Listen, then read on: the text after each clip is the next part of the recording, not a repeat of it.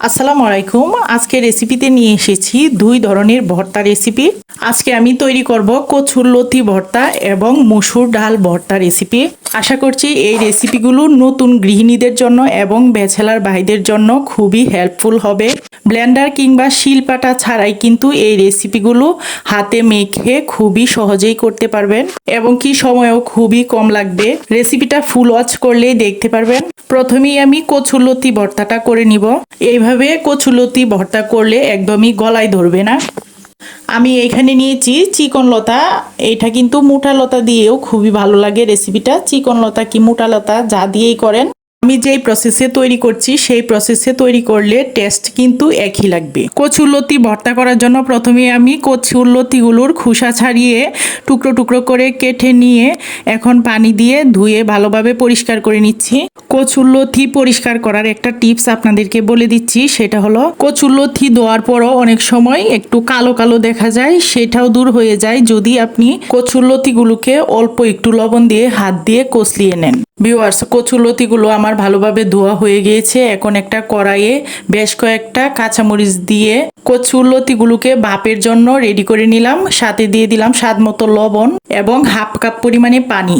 এখানে আমি যে কচুরলতিগুলো নিয়েছি তার জন্য হাফ কাপ পরিমাণে পানি যথেষ্ট, কারণ পানিটা এমনভাবে পরিমাপ করে দিতে হবে যে কচুরলতিগুলো সিদ্ধ হওয়ার সাথে সাথে পানিটাও যেন শুকিয়ে যায়। কচুরলতিগুলো সিদ্ধ হতে আমার প্রায় 10 মিনিটের মতো সময় লেগেছিল।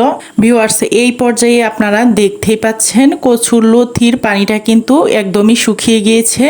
এখন আমি অল্প একটু সরিষার তেল দিয়ে কচুরলতিগুলোকে আর একটু ভালোভাবে ভেজে নিব। কচুরলতিগুলো তেলে 2 থেকে 3 মিনিট ভেজে নিলেই কিন্তু ভাজা হয়ে যাবে। লতিগুলো কিন্তু আমার ভাজা হয়ে গিয়েছে। এখন ভর্তা বানানোর পালা।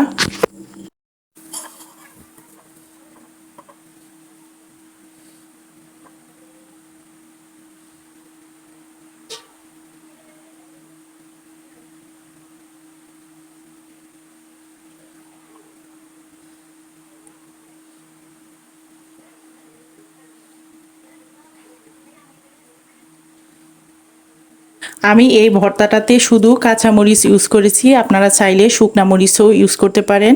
কাঁচামরিচ এবং পেঁয়াজটাকে ভালোভাবে চটকিয়ে নিব। এখানে আমি লবণটা পরে ইউজ করব, কারণ যেহেতু আমি ভাপিয়ে নেওয়ার সময় লবণ ইউজ করেছি।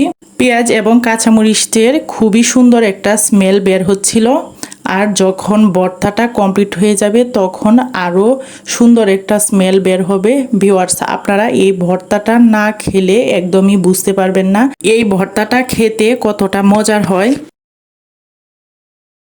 পেঁয়াজ এবং কাঁচামরিচের ভর্তাটার সাথে লতিগুলোকে খুবই ভালোভাবে ম্যাশ করে নিচ্ছি। অনেকেই আবার কচুর লতিগুলোকে অর্ধেক ম্যাশ করে নিয়ে খেতে পছন্দ করে, কিন্তু আমার কাছে পার্সোনালি ভালোভাবে ম্যাশ করে নেওয়ার পর খেতে ভালো লাগে। তবে আপনারা চাইলে অর্ধেক ম্যাশ করেও খেতে পারেন এবং কি আমি যেভাবে পুরো ম্যাশ করে খেতে পছন্দ করি সেইভাবেও খেতে পারে। কচুরলতি ভর্তাটা কিন্তু আমার কমপ্লিট। এখন আমি চলে যাব মসুর ডাল ভর্তায়। মসুর ডাল ভর্তা করার জন্য এখানে আমি মসুর ডাল এবং কাঁচামরিচ আগে থেকেই সিদ্ধ করে রেখেছি।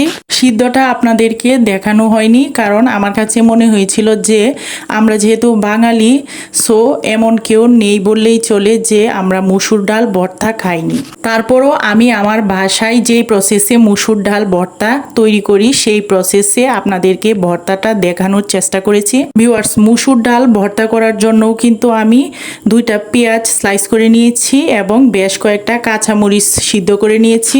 সাথে দিয়েছি ধনিয়া পাতা এবং সরিষার তেল। এই ভর্তাটাতেও কিন্তু আপনারা চাইলে শুকনা মরিচ ইউজ করতে পারেন। আমি ইউজ করিনি, কারণ আমার বাসার সবাই কাঁচামরিচ দিয়ে যে কোনো ভর্তা খেতে খুবই পছন্দ করে। আর কাঁচামরিচ দিয়ে কিন্তু ভর্তার স্মেলটাই অন্যরকম হয়। ডাল ভর্তা বানানোর সময় আমি কোনো লবণ ইউজ করিনি, কারণ ডাল যখন সিদ্ধ করেছি তখনই আমি ভর্তার পরিমাপে লবণ দিয়েছিলাম।